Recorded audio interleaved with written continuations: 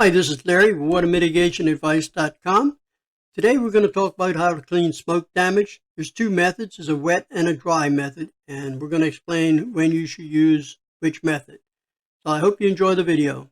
It's part one and part two. All right, we're going to show you how to clean your smoke sponge today, and then we'll show you how to clean drywall when it's got smoke on it. What I'm using here is a scrubbing pad for a scrubbing machine commercially.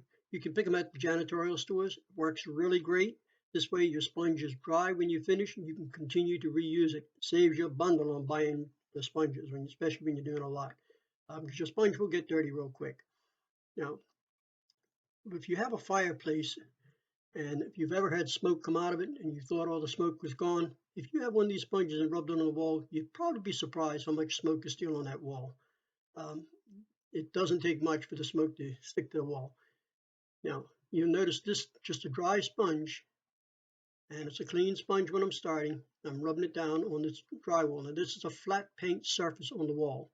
If it's a gloss surface, sometimes you have to go for liquid to do it, but never use liquid on the dry, flat paint, because it will cause it to turn to like an ink and stain in there. Now you can see how it's picking up all the black off of there. Very, very simple. Just rub it down and you can clean the sponge and go back over it if you have to.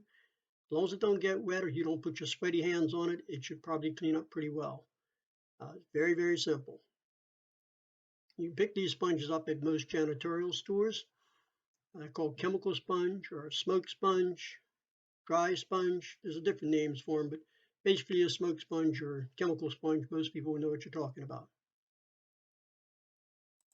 In part two, we're going to talk about when you'd use a wet method to clean smoke damage.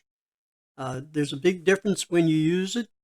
Now on this left side, that's a semi-gloss. You can see a little bit of shine to it.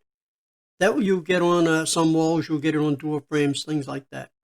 The opposite side, the right side, is just a flat paint surface. Like on drywall, it's just flat paint.